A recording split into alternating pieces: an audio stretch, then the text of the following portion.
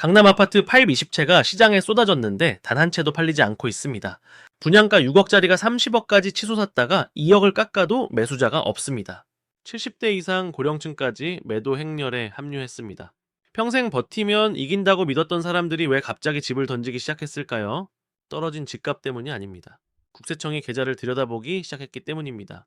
자, 5월 9일 이 날짜 이후 버티는 사람에게 무슨 일이 벌어지는지 지금부터 말씀드리겠습니다.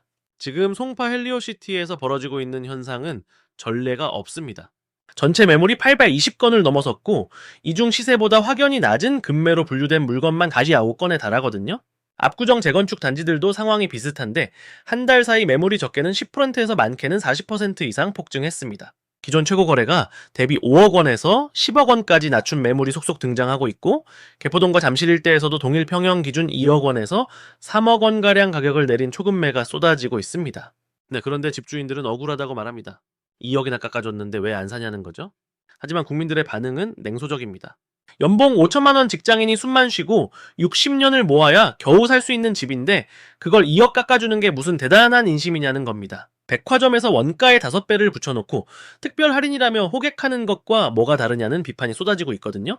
10억 올리고 1억 내린 걸 폭락이라 부르는 나라가 어디 있냐는 게 바닥 민심의 진짜 얼굴입니다. 눈에 띄는 변화가 있습니다. 매도자의 연령대가 확연히 달라졌다라는 건데요. 과거에는 투자 목적의 다주택자들이 매물을 내놓는 경우가 대부분이었습니다.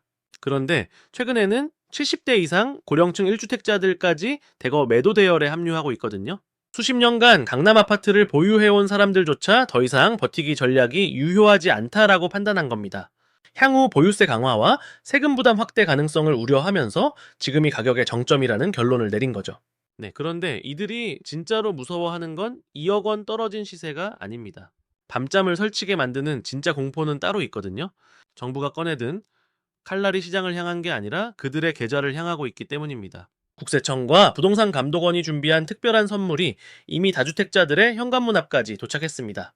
그 선물 상자 안에 든 건 단순한 고지서가 아니라 집을 살 때 썼던 돈이 어디서 났는지 원천까지 전부 증명하라는 소명 요구서입니다. 부모 돈 끌어다 갭 투자하고 회사 돈 빼돌려 아파트 쇼핑하던 그 관행들이 이제 족쇄가 되어 돌아오고 있습니다.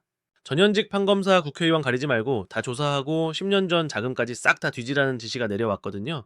과거에는 버티면 이긴다가 진리였지만 지금은 버티면 털린다가 새로운 공식이 되었습니다. 이른바 생존형 투매가 시작된 겁니다.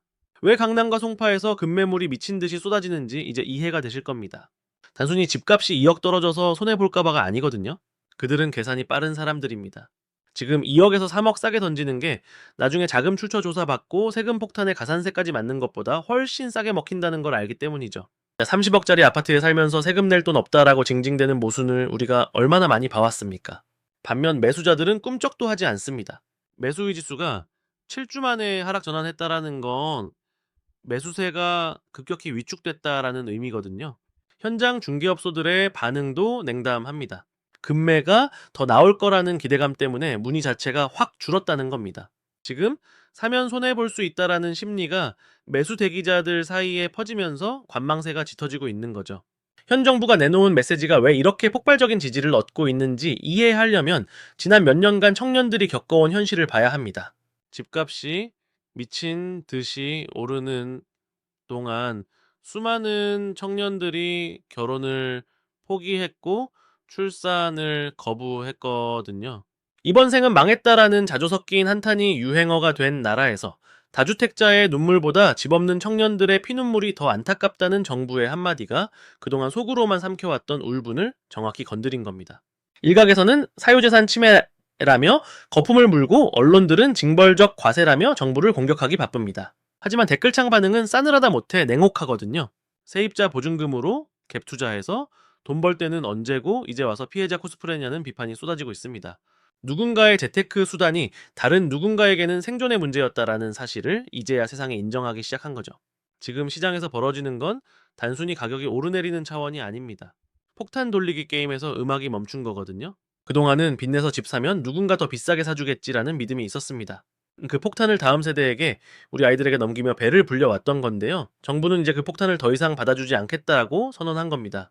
부동산 불패라는 거대한 신화가 무너져 내리는 역사적인 현장입니다. 5월 9일까지 팔아라 그때까지만 봐주겠다라는 건 배려가 아닙니다. 마지막 경고장인 거죠. 탈출구를 딱 하나만 열어둔 겁니다.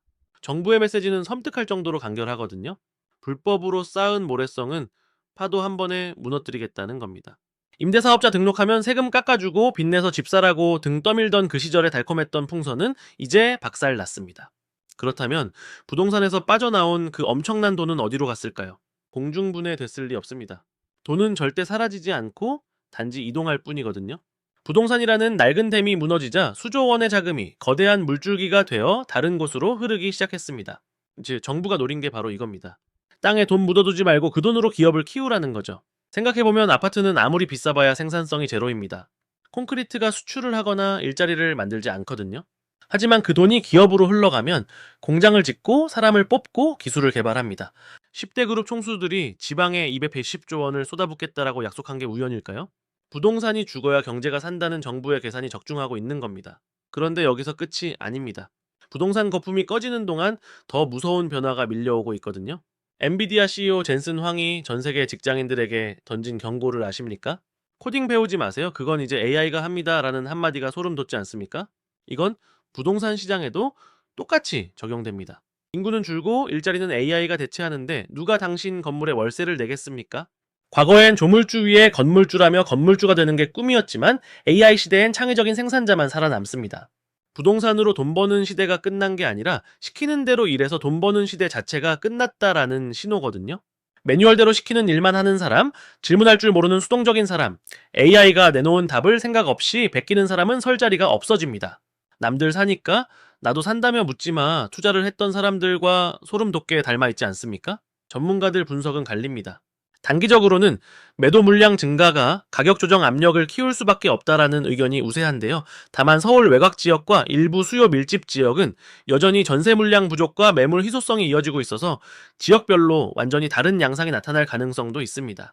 강남은 하락하는데 다른 지역은 오히려 오르는 기현상이 벌어질 수도 있다라는 거죠. 8, 20채 매물이 안 팔리고 쌓여가는 이 현실이 바로 시장이 보내는 최후의 경고장입니다. 자, 분양가 수준으로 돌아가라는 요구가 잔인해 보일 수 있지만 땀 흘려 일한 돈으로는 평생 집 한 채 못 사던 지난 세월이 더 잔인했던 거죠. 지금이라도 욕심을 버리고 탈출하지 않으면 저 8, 20개의 매물 속에 당신의 집도 영원히 갇히게 될지 모릅니다. 5월 9일, 그날은 단순한 규제 종료일이 아닙니다. 낡은 콘크리트에 묶여 썩어가던 돈을 강제로 빼내 미래의 혈관으로 수혈하는 대수술의 시작점이거든요.